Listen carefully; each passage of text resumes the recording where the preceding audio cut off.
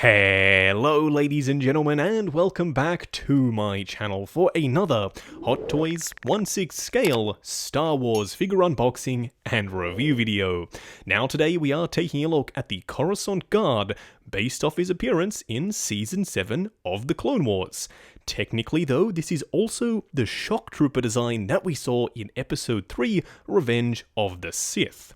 Now I picked up mine from toyswonderland.com and he got here in record time. From Hong Kong to my door here in Australia, it was 2 business days. That's insane to even contemplate.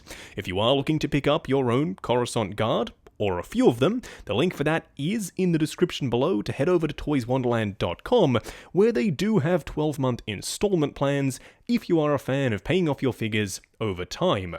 Right now though, your favourite Hong Kong-based stores are under threat. If you'd like to find out more, and of course see how you can help, check out the community tab for my channel.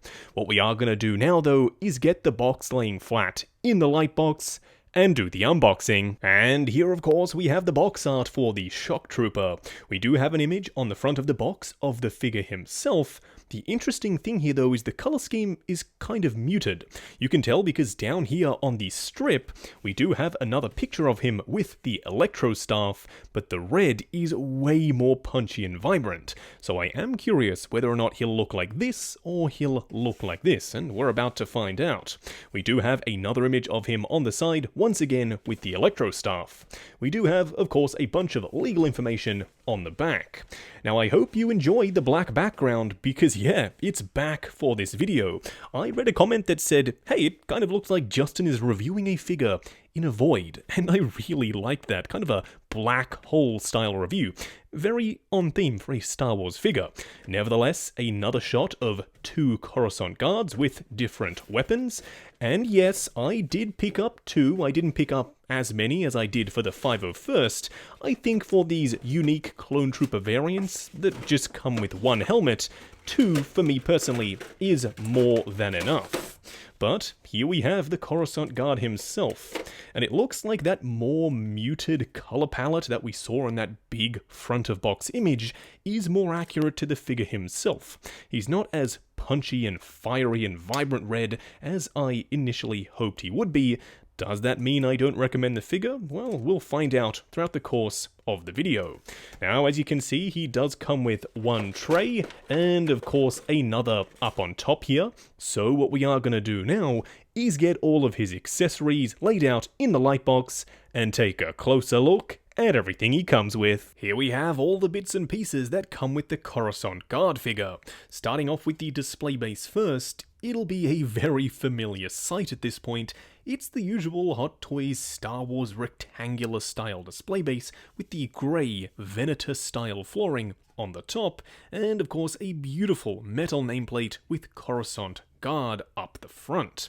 As for the weapons themselves, he does come with the DC-15A/DC-15S, depending on which you'd like to call it, and the sculpt is on point. I really like the way this looks. It's also painted really nicely with this metallic finish and wash over the top, plus a few of the rivets are picked out in a brass coloured paint. Now I did say in the previous video for the 501st Deluxe that I kind of wish this went all the way back. Someone corrected me in the comments saying, no, it's not a stock, it's meant to be a single point bipod of sorts where they rest the blaster on a flat surface. If that is the case, I totally apologize. If it is supposed to be a bipod, that's actually a really cool thing that you can make functional in your display. If you have your clones doing a bit of duck and cover, you can prop this up against the wall and have them blasting some clankers. Now he also does come with the longer version, just the DC-15. This thing is also sculpted really nicely. There's a ton of detail here, and it's painted marvelously as well, with a wash once again and a little bit of dirt and grime in the crevices, which makes the recessed areas really pop. And over the top of that, some silver dry brushing for good measure. This thing looks suitably metallic, and it is very large. Now, a new weapon that is coming with this clone for the very first time is the Electro Staff. It does have some texture in various places. It isn't painted as nicely as the blasters, it's more of a flat gunmetal, but I love the energy effect pieces. Am I misremembering though, or were these a different color? Let me know down in the comments below. Now he does have these lightning effect pieces that you can flip around to make it look like this end is charged up, or flip them the other way so he's zapping an enemy. I really like these effect pieces, they work a treat here. He also comes with 2 droid popper grenades. One that is the full version with a beautifully red painted little light on the top, and some dirt and grime, as you can see, once again, in the crevices. He also comes with a half version. Now you may be thinking, Justin, what on earth is this for? Well, in the show you'll often see them planting them on various surfaces, walls, doors, hulls of ships that they are trying to breach, so you can do that very same thing with this to replicate that look. I'm not exactly sure how half of this disappears when they place it on a surface, but it literally does. Go ahead and check out the Bad Batch. Now he also does come with an array of hands. The cool thing is that you do get accurate weathering to each side, and they are different from one another. As you can see, left and right are different. He also comes with 2 gripping hands. The cool thing is, well, I don't necessarily know if it's a cool thing, but these hands could technically be used with the 501st Deluxe to hold the rotary cannon. Because if you'll remember, he didn't actually come with the correct hands to do that, which to this day I find super weird, so technically these should have come with him as well. Either way, what we are going to do now is get the Coruscant Guard himself out here and take a closer look. Here we have him standing straight up and down in the light box, no crazy poses or accessories or anything like that. He looks awesome, exactly as he should, because the 501st clone was already a pretty much perfect template. All they've done is strip out some of the accessories, paint him red, and it's worked a treat. I love the way this guy looks. Now, some people did say in my 501st video that the proportions looked a little bit weird. They much prefer the Sideshow clone proportions, and I think I know why. Those older figures used that superhero style body, much broader shoulders, a little bit big and beefy, and it looks great in that stylized sort of way, whereas this literally looks like a regular person standing there up and down wearing clone trooper armor, which is what I prefer. I like them to look more realistic to how they appeared on screen versus a more stylized approach. They each have their merits, but for me, this guy right here is the way to go. What we are going to do now though is take him off the rotating turntable, punch in, and take a closer look at the details. And here we have him up close and personal. Now let's be honest, this guy doesn't really bring a whole lot new to the table over and above the 501st Deluxe. In fact, that guy actually comes with more accessories. What this guy is a stripped back version of him, just with a red color scheme. But oh my, I love the red. For those of you who don't know, shock troopers are some of my favorite trooper designs in all of Star Wars, and they've done it justice in figure format here. Now I'm still curious as to why they don't come with Tamura Morrison head sculpts. I mean, it's a clone, so they should all have the exact same head, no? Well, seems Hot Toys doesn't actually subscribe to that, and they haven't included them whatsoever, but their helmets at least, I think, are spectacularly well done. The sculpt is really sharp, and the paint applications are gorgeous. He's got battle damage and weathering and scratches and pitting. I think this looks exactly like a Phase 2 clone should. Some people did say there were some inaccuracies to the film itself, but bear in mind, this guy, as well as the 501st figure, are actually based off the Clone Wars, the animation. So Hot Toys has a little bit of leeway and creative license to make some changes, and I think that's exactly what they've done here. But by and large, all of the detail is accurate to the films as well. And I really do like the fact that the visor is a separate piece, so you can see a separation between the visor itself and the rest of the helmet.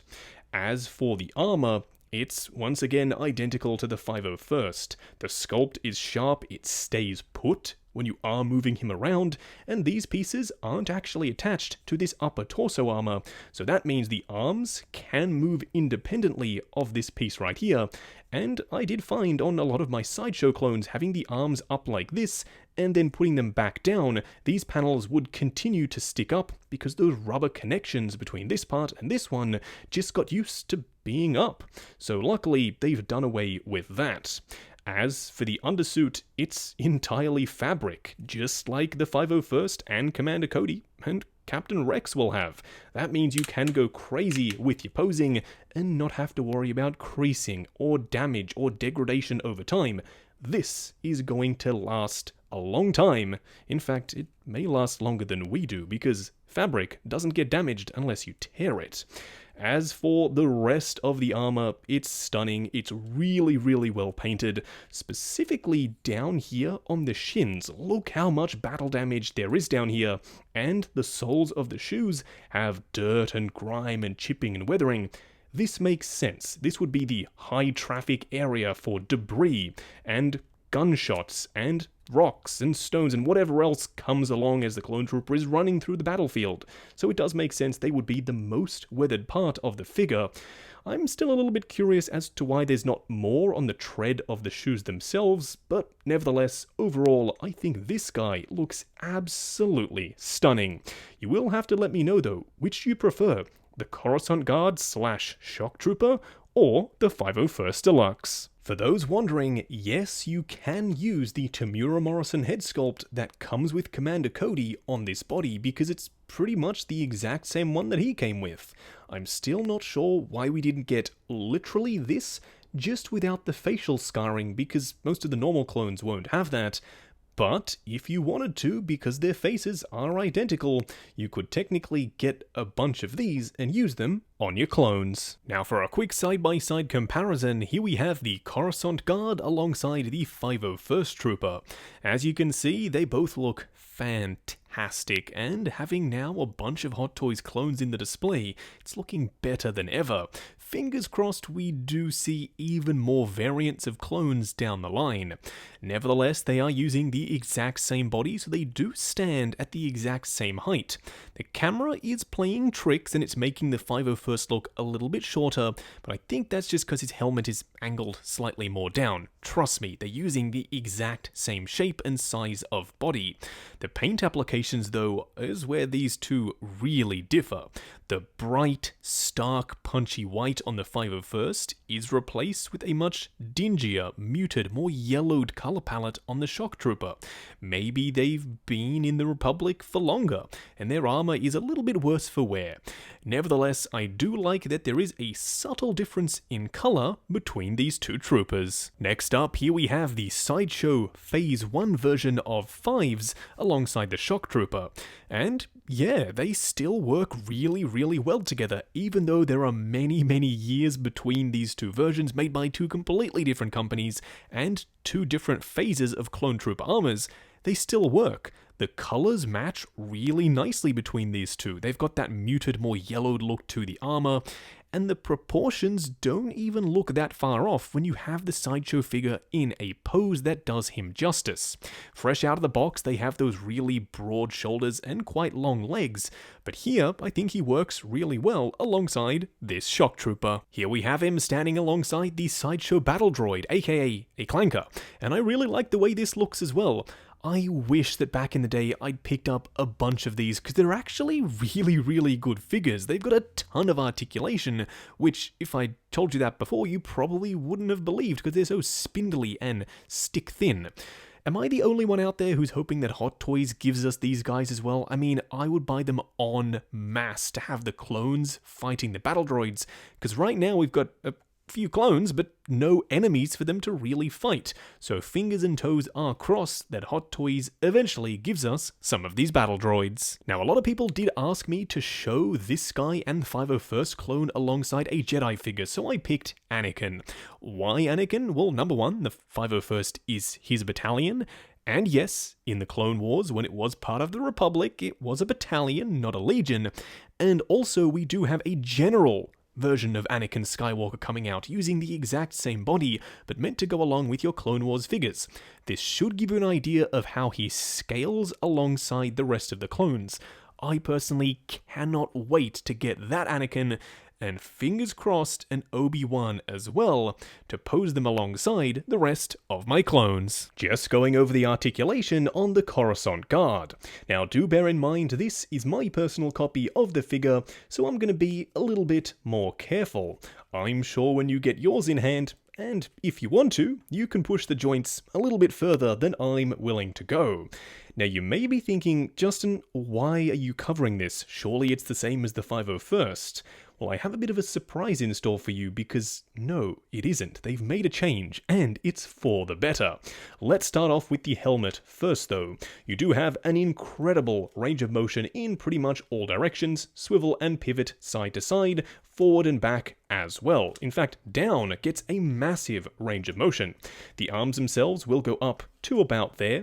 They will go forward the full way around because this shoulder pad isn't connected to this top piece of armor. It's a separate piece with an elastic strap underneath his armpit there. That, in my opinion, is the best way to do it. We do have a swivel at the bicep, a double bend on ratchets at the elbow, but yes, due to the nature of how this is designed with this strap across the front here, it does limit how much you can bend to a little bit past 90. We do have a regular 1/6 scale joint for the wrist itself.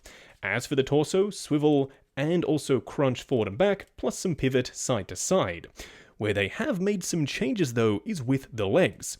If you'll remember, one of my complaints with the 501st was that they had ratchets up here at the hips, so the legs could either be really close together or they clicked all the way out here.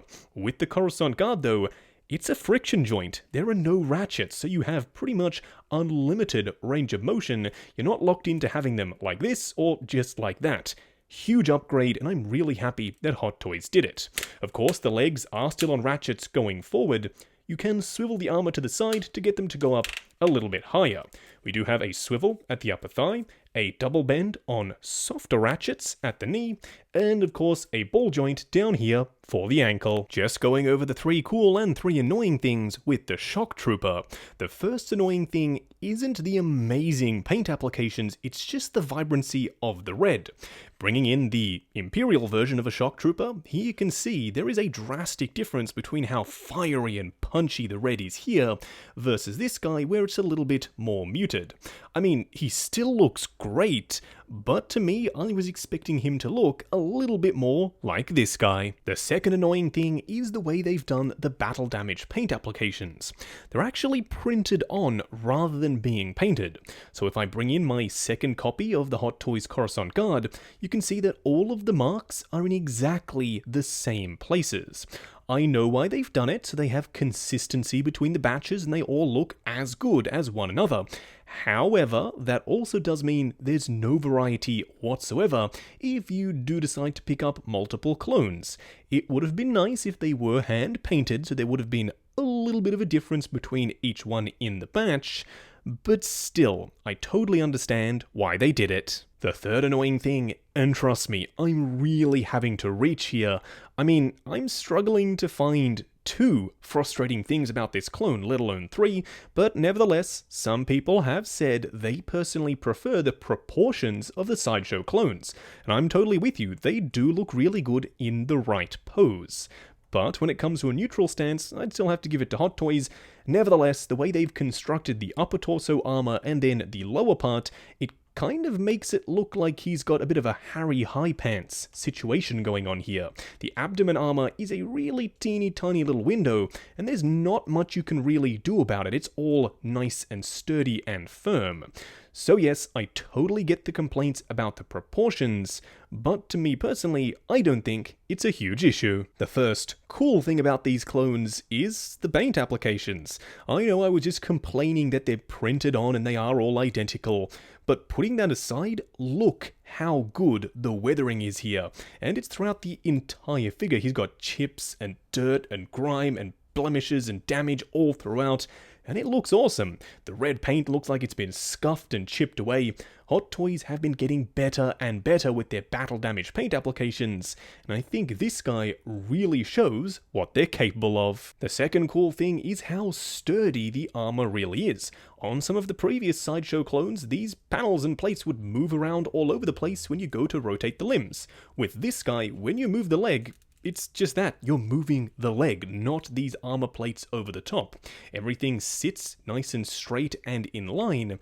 So yeah, if you were thinking about upgrading your Sideshow Shock Trooper, because they did make a couple of different versions, to the Hot Toys one, I think that's one big bonus and advantage over the Sideshow version. The third cool thing is the inclusion of a new weapon. For those who picked up the 501st, you may be thinking, well, I don't really need another clone. I mean, who needs clones? But if you are getting bonus accessories like this, the Electro Staff, you can accessory share. Maybe you want to give it to your Obi-Wan and have him battling your Sideshow General Grievous with it. He also comes with an Electro Staff. You can totally do that. So yes, I do love the fact that we are getting nice accessories that we can use with other figures. Just wrapping up on the Hot Toys Shock Trooper, aka Coruscant Guard. I love this figure. He's truly fantastic. I mean, the 501st was already great. They've made a couple of improvements here by ditching the ratchets with the legs going out, which is a huge upgrade. Not exactly sure why they didn't do that for the 501st. They must have realized sometime down the line that it's an issue and ditched it. Because yeah, this guy is all the better for it. The armor looks great. The helmet also looks great. The paint applications, though, are where this guy really shines. He's weathered, he's battle damaged. You can tell this trooper has been through some stuff. He ain't no shiny. When it comes to the weapon assortment, he comes with 3 weapons plus some droid popper grenades. Not a huge amount, but more than enough when you count the inclusion of that Electro Staff, which we're getting from Hot Toys for the very first time. I do think that he should have come with a Tamura Morrison head sculpt. Not exactly sure why they're not doing them. I think that would be a huge differentiator between these new Hot Toys clones and the older Sideshow versions. But nevertheless, I still absolutely recommend this figure. He is truly spectacular. Now, if you would like to pick him up, I picked up mine from toyswonderland.com. I have included the link down in the description below, and they do have 12-month installment plans if you are a fan of paying off your figures over time. Also, while you're down there, why not check out the link to 6th Scale Network, the awesome Facebook group. Come along, chat figures, share photos of your collection, and of course, see what's coming up next on the channel. Like, comment, and subscribe, and we'll catch you in the next video.